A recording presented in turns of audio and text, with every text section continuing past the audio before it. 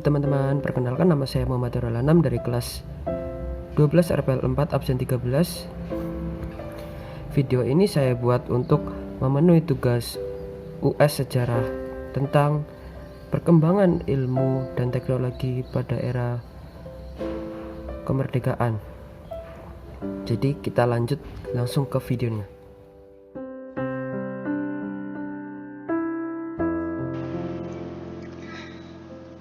Ya, jadi di video ini saya akan menjelaskan sejarah surat kabar di Indonesia.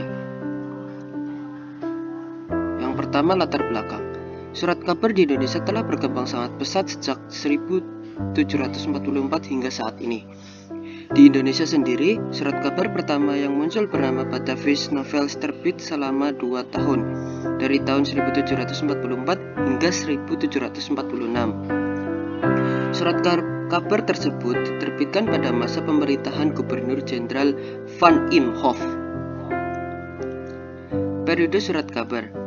Surat kabar di Indonesia sebenarnya terbagi dalam 6 periode, yaitu yang pertama zaman Belanda, yang kedua zaman Jepang, yang ketiga zaman kemerdekaan, yang keempat zaman Orde Lama, yang kelima zaman Orde Baru, dan yang keenam zaman Reformasi. Zaman Belanda. Pada tahun 1744 dilakukan percobaan pertama menerbitkan media massa melalui surat kabar pertama pada masa pemerintahan Gubernur Jenderal Van Imhoff. Surat kabar tersebut bertajuk Batavus Novels, tetapi surat kabar ini hanya bertahan selama 2 tahun. Kemudian pada tahun 1828 terbit Javas Koran di Jakarta. Pada tahun yang sama muncul juga mesin cetak pertama di Indonesia yang dikirim melalui seorang Nederland bernama Web Browning.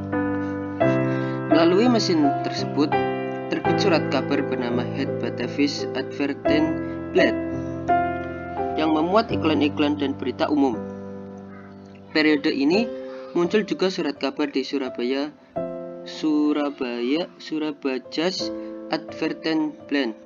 Sedangkan di Semarang bertajuk Semarang Advertenblad. Setiap surat kabar yang beredar harus lebih dulu disaring oleh pihak pemerintahan Gubernur Jenderal di Bogor.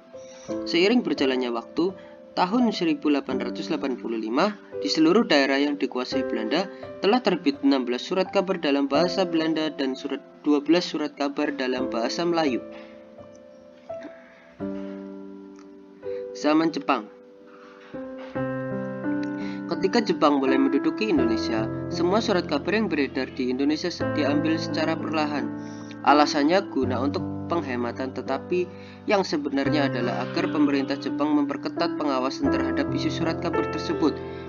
Kantor berita di Indonesia, kantor berita Antara, diambil alih oleh Jepang dan dijadikan kantor berita Yashima yang berpusat di Domei, Jepang. Dari surat kabar yang diambil, Jepang mulai memanfaatkan isi surat kabar tersebut untuk memuji-muji pemerintahan Jepang. Salah satu surat kabar yang terbit bertajuk Taja atau Cahaya.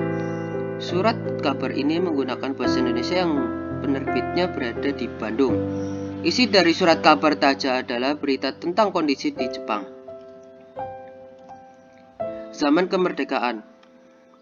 Pasca kemerdekaan Indonesia, surat kabar pertama di Indonesia yang menyiarkan teks proklamasi kemerdekaan adalah surat kabar Suara Asia, terbit tanggal 18 Agustus 1945. Dapat dikatakan saat itu Jepang masih memanfaatkan surat kabar sebagai alat propaganda pencitraan pemerintah.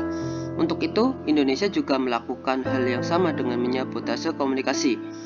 Edi Suradi, tokoh pers yang menerbitkan surat kabar berita Indonesia, melakukan propaganda agar rakyat datang ke rapat raksasa Ikada tanggal 19 September 1945. Dalam rapat tersebut, rakyat akan mendengarkan pidato dari Bung Karno. Dapat disimpulkan, isi pidato tersebut adalah bahwa Soekarno meminta masyarakat untuk mendukung dan percaya kepada pemerintah Indonesia. Zaman Orde Lama.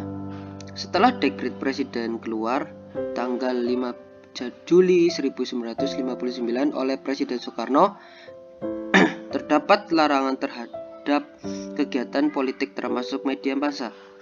Persyaratan untuk mendapat surat izin terbit dan surat izin pencetak juga diperketat. Kejadian ini menimpa beberapa surat kabar seperti Surabaya Post dan Harian Pedoman di Jakarta. Zaman Orde Baru. Pada masa ini, pers atau media massa telah berkembang pesat, tetapi masih mendapat pengawasan yang ketat dari pemerintah. Selain itu, pemberedalan juga kerap terjadi di era Orde Baru. Pemberedalan adalah penghentian penerbitan, peredaran, dan penyiaran secara paksa atau melawan hukum.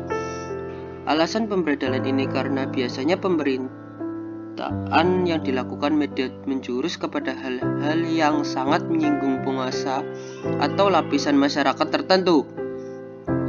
Beberapa majalah yang terkena pemberedalan adalah Tempo, Detik, Sinar Harapan, Harian Nusantara, dan masih banyak lagi.